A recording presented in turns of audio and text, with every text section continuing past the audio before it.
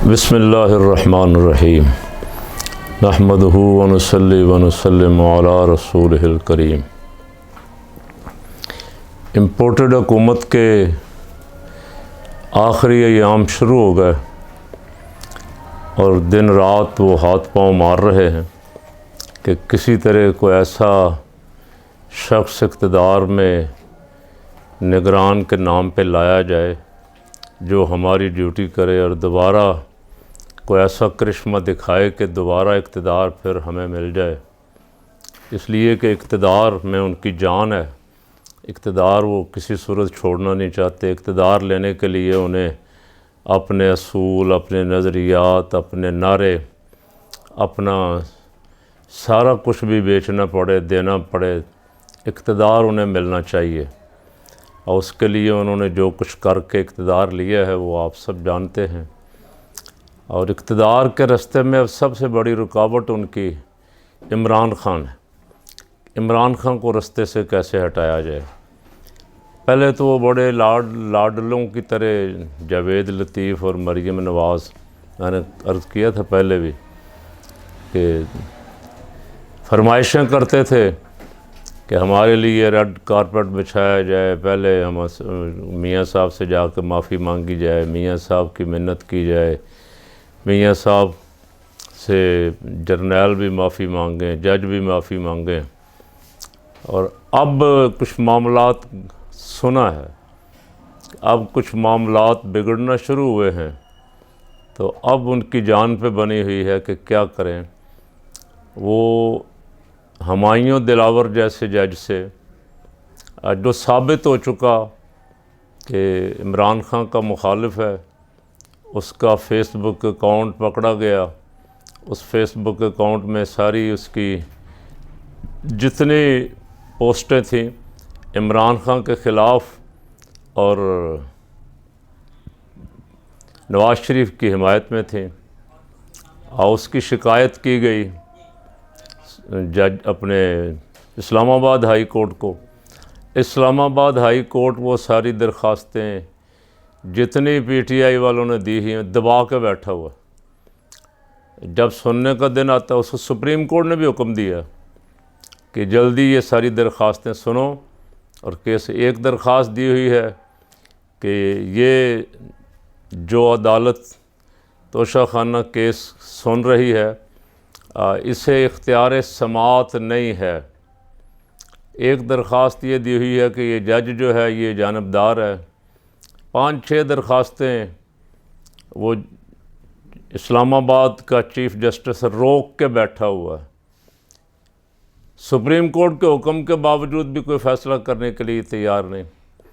और ये जज दिलावर हुमायूं साहब जो हैं ये कहते हैं मैंने छुट्टियों के अंदर फ़ैसला हर सूरत करना है। छुट्टी के बावजूद छुट्टी वाले दिनों में भी अदालत लगा रहे हैं और गवाह तो दोनों आके उनके दोनों गवाह ठुस हो गए। इसके बावजूद नज़र जो आ रहा है वह हर सूरत इमरान ख़ान को सज़ा देना चाहते हैं। तो कौम सवाल कर रही है कि तोशाखाना से ज़्यादा माल तो लूटा नवाज़ शरीफ ने, उसके बाद ज़रदारी ने, उसके बाद मरीम ने, और बहुत सारे नाम हैं, कोई बचा नहीं है उससे। और लाहौर हाई कोर्ट ने तो आर्डर जारी किए थे कि लिस्टें शाये की जाएं, जिसने जो लिया है सबसे हिसाब लिया जाए। लेकिन चूँकि केस उनके पास 180 केस किए हुए हैं और 180 केसों में से एक भी ऐसा नहीं है जो वकीलों के सामने ठहर सके। केस सारे आहिस्ता आहिस्ता उड़ते जा रहे हैं। तो अब हुकूमत को फ़िक्र है कि अगर सारे केस उड़ गए तो क्या बनेगा। अल कादर यूनिवर्सिटी वाला केस 190 मिलियन पता चला हो 190 मिलियन तो सुप्रीम कोर्ट के अकाउंट में। खान साहब के पास पैसा भी को नहीं आया, खान साहब यूनिवर्सिटी बना रहे हैं। अच्छा, वो केस भी ज़ाहिर है 2020 में नैब बंद कर चुकी थी पहले खुद ही। अब दोबारा उसे आर्डर दे के या सख्ती करके खुलवाया जा रहा है और वो खुलने के काबिल नहीं है। तो तोशाखाना के पीछे पड़े हुए हैं।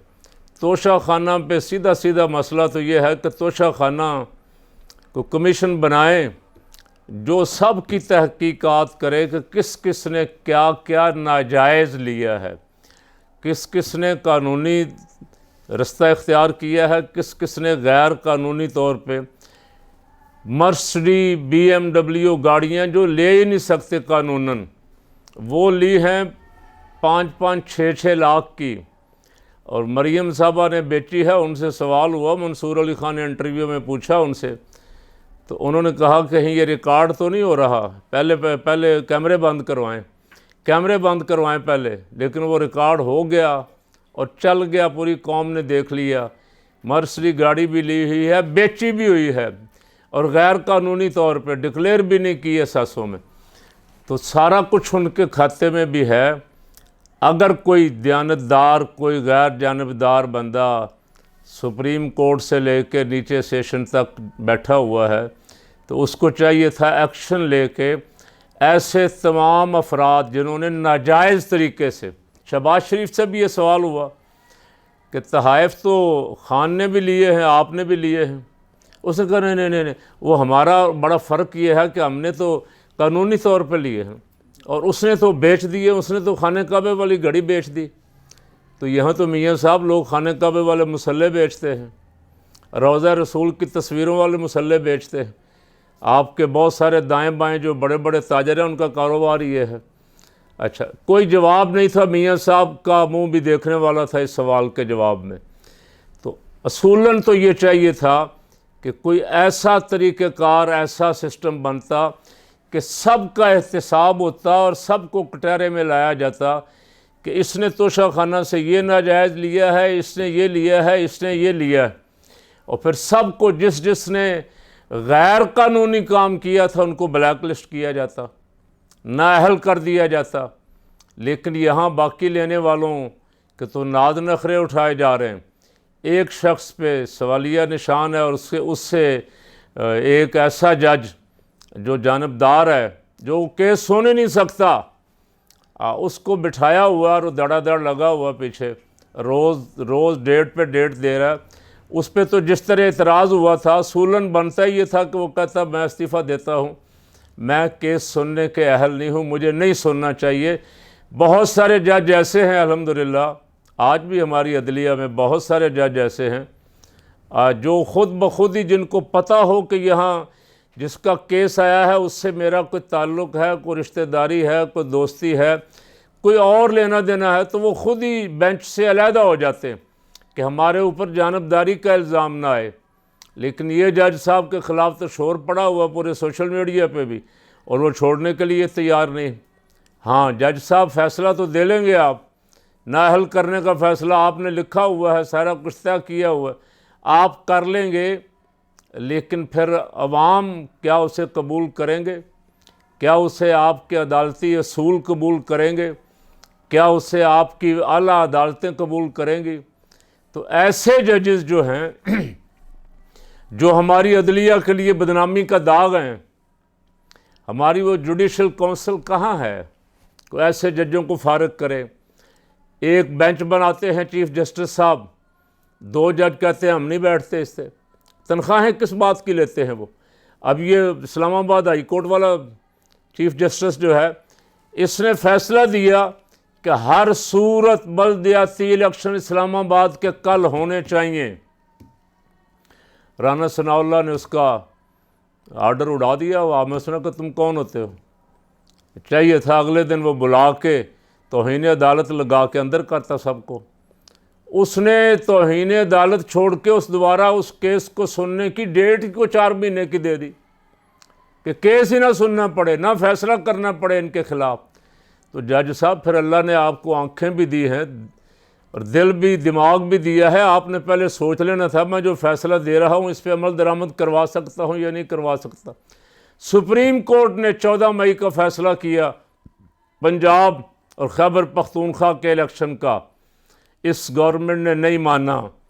हर शख्स कहता था कि इसमें वज़ीर आज़म, वज़ीर दिफा, वज़ीर दाखिला और वज़ीर ख़जाना, सेक्रेटरी दिफा, सेक्रेटरी ख़जाना और सेक्रेटरी दाखिला और वज़ीर आज़म का प्रिंसिपल सेक्रेटरी सारे उड़ जाएंगे, सब जाएंगे इस केस में। सुप्रीम कोर्ट ने पूछा ही नहीं। तो यहाँ अदलिया की इज़्ज़त और हुर्मत कैसे बहाल रहेगी? इस तरह के फ़ैसले होंगे, इस तरह के जज बिठाए जाएंगे जो अपने हुक्म पे भी अमल दरामद ना करवाएं। एक बंदा अदालत छोड़ती है, पुलिस उसे बार फिर पकड़ लेती, अदालत फिर छोड़ती, पुलिस फिर पकड़ लेती। 8-8 दफ़ा एक बंदा रिहा हुआ, 8-8 दफ़ा पकड़ा गया। बिल आखिर अली मोहम्मद खां के केस में पेशावर के एक दलेर जज ने कहा कि डीसीओ को लाओ मेरे सामने पेश करो, जिसने अब इसे गिरफ्तार किया वो डीसीओ अंदर जाएगा। उसके बाद किसी ने उसको हाथ नहीं लगाया। इस्लामाबाद के एक जज ने फैसला दिया, आईजी जेल खा आईजी इस्लामाबाद, आईजी जेल खाना जात और सेक्रेटरी दाखिला, तीनों को मेरे सामने पेश करो। 50-50 हज़ार रुपये जुर्माना किया और तौहीन अदालत की तारीख भी दी हुई है। तो जब इस तरह के फ़ैसले हों तो फिर मजाल नहीं पुलिस की कि पुलिस या एजेंसियाँ इमरान रियाज जैसे बंदे को 3 महीने हो गए पेश नहीं कर रहे, इसलिए कि अदलिया में अब जान नहीं है। अगर अदालतों में जान होती तो अदालतें इंसानी हकूक़ का तहफ़्फ़ुज़ करती। तो आला अदलिया को इस पर गौर करना चाहिए कि इस तरह के जज जो हैं उनसे हमारी अदलिया को पाक करना चाहिए ताकि इंसाफ का तराजू बराबर नज़र आए, इंसाफ हो और इंसाफ होता हुआ भी नज़र आए, चोर सारे पकड़े जाएं। राना सनाउल्लाह के ख़िलाफ़ तो 28 महीने फ़र्द जुर्म आयद नहीं हो सकी। ऐसे ही शहबाज शरीफ के ख़िलाफ़ भी 2 साल फ़र्द जुर्म आयद नहीं हुई। जिस दिन आयद होनी थी उस दिन वज़ीर आज़म बना दिया गया और उसके वज़ीर आज़म बनते ही FIA ने शहबाज भी फ़ारिग, हमज़ा भी फ़ारिग, सलमान शहबाज भी फ़ारिग, सारे केस फ़ारिग कर दिए। ये तो इंसाफ है पाकिस्तान का। तो किस तरह हम 134वें नंबर से आगे किस तरह आएंगे? मेरा ख़्याल है आखिरी नंबर जो है ना, जिन मुल्कों में को रूल ऑफ लॉ है उनमें आखिरी नंबर 34, 35, 36 पे इस वक्त हम आ गए और इससे भी ज़्यादा मेरा ख्याल है शायद आखिरी नंबर पे चले जाएं। तो मैं अपने आला अदलिया के जज साहबान से मुअद्दबाना दरख्वास्त कर रहा हूँ कि आपने फ़ैसले करने, जुडिशरी के फ़ैसले जुडिशरी के तो आपने करने हैं और तो किसी ने नहीं करने। ऐसे जजों पे नज़र रखें जो अदलिया की बदनामी का बायस बन रहे हैं और ख़ास करके इंसानी हकूक़ का ख्याल करें। जहाँ आप देख रहे हैं इंसानी हकूक़ की पामाली हो रही है वहाँ जुर्रतमंदाना फ़ैसले दें। जज जुर्रतमंदाना फ़ैसले दें तो किसी को खिलाफ वर्जी करने की ज़रूरत नहीं होगी।